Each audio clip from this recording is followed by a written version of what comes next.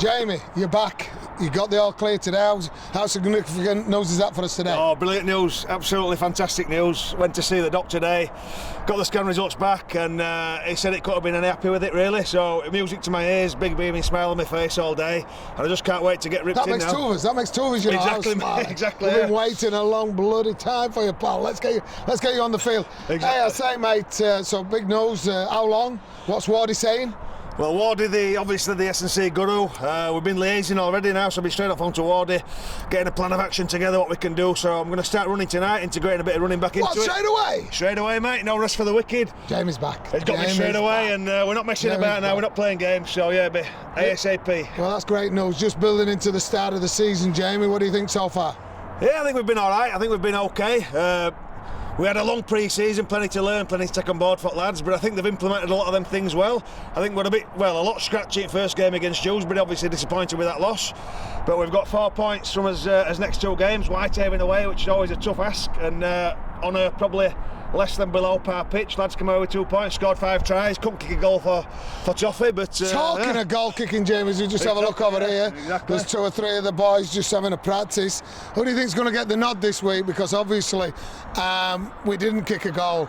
Patch is out here, Dom's out here. Hey, who's that? Is that John Davis practicing? I think it's John Keane or John Davis. Oh, is it John Keane? No, it's John Davis, I'm mate. not sure, but he's out there. You can tell times are high when we've got Johnny Davis out there having a go. They'll all have a go. What about Jamie Langley having a bit of a pop? I'm not quite sure about that. Obviously, he said the knee's good, but I don't know if it's that good just yet. Oh, he's bottling it. Bottling it. Can you believe it? He's bottled out of the goal kicker. I don't fancy that pressure. Oh, look at that. Sweet as a nut. In between. Hey, Dom, leave it. Leave it. Quit while you're ahead, my boy. Quit, mate.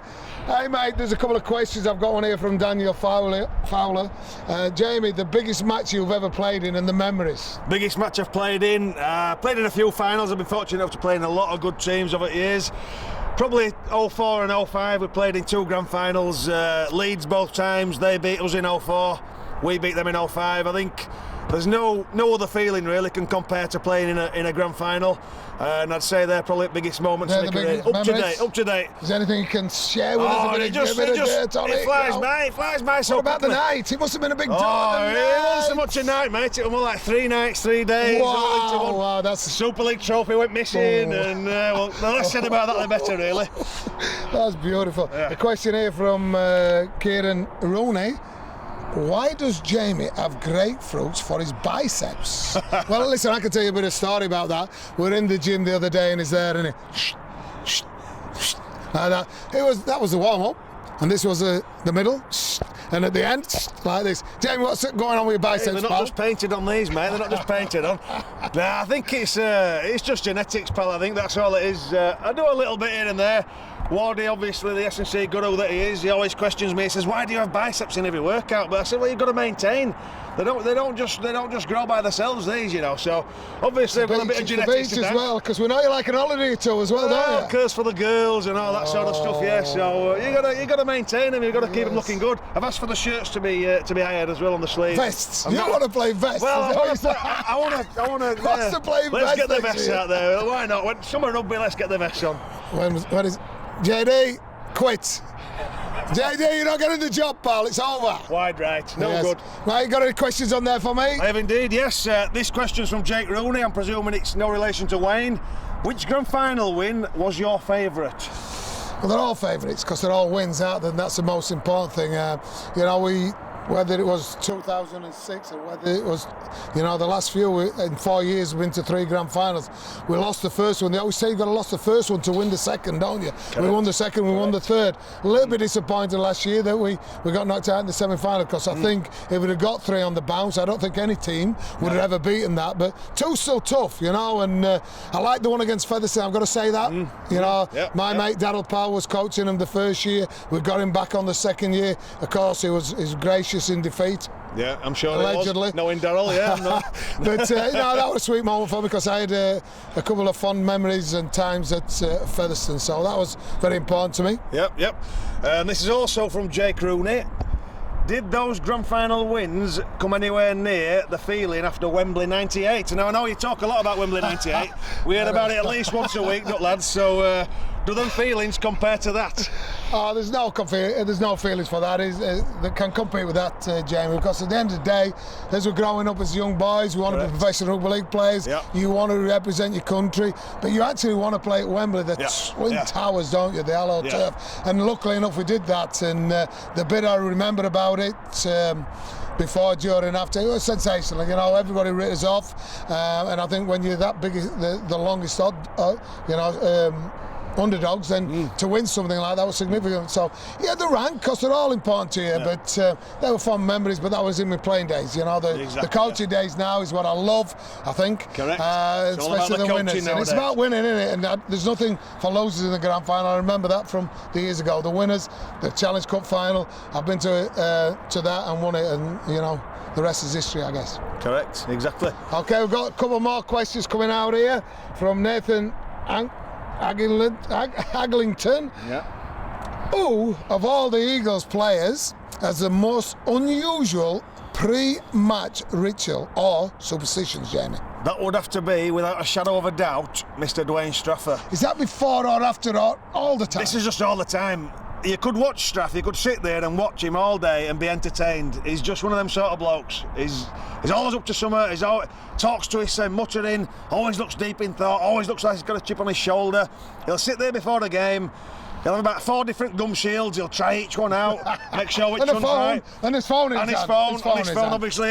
He'll do his boots, he'll do his boot laces about 4 times, making sure they're the exact same lengths. He'll tie him, he'll untie him.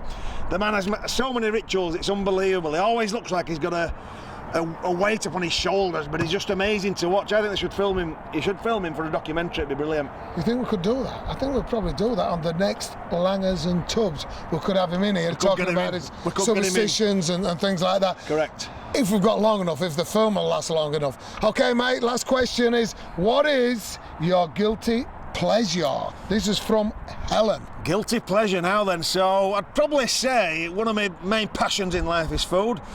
I like my food. Obviously, being a professional rugby league player, you can't always eat what you want, and you've got to be strict with the nutrition, and Wardy's listening over there, so I better be careful what I say. So I'd say on the weekends I always allow myself a little bit of a cheat meal. So it's either I love a good sirloin steak, I love a good steak, and I love some chips. So steak and chips or a pizza, a nice pizza. I'd say you can't beat it really. So I'll look forward to 2 weekends. Obviously it's game day, so that's the first thing, and then after game day I get my cheat meal. So it's a double whammy for me.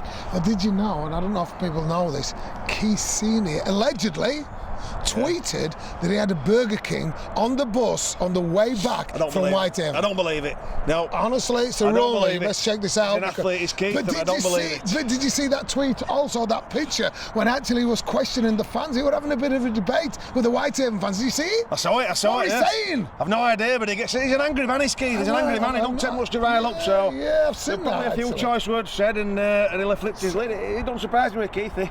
Hey, mate, there's a double header, and second double header at the Keep Moat of the weekend. Doncaster player Lee gives a bit of an insight to see where Lee are at this moment in time. Yeah. And then we've got a tough task against a rampant, at the moment in time, Batley, who are going really, really well. What's your thoughts? I think it's going to be great. I think it's just a rugby league bonanza. It's just for fans, neutral fans who haven't got a game to go to. £20, you get a true double header. You get to watch some top rugby league, some top sides, hopefully in some good conditions at a great stadium. I mean, it's a win-win for me. Obviously, Lee are doing great as expected. I think Doncaster, they're on their own turf. They look pretty good against Featherstone. They'll be looking to improve. And obviously, Batley Bulldogs, I mean, yeah, they're just sitting below us at table. They're playing really well. I think they seem to be responding really well to JK. So, yeah, it's going to be a tough challenge for us. And I think it's one that the lads are really looking forward to. There's another rumour coming out off the press, and I haven't seen him here yet. But the Batman, and I said Batman. The real Batman. The real Batman is returning tonight on the training field. Have you seen anything of him? I've not seen anything, but I've heard a few rumours myself. There's a few mutterings in the changing rooms and one thing or another. So it could be. The Sheffield Eagles' very own superhero has returned. The real Batman. Watch this space. Join the journey. #.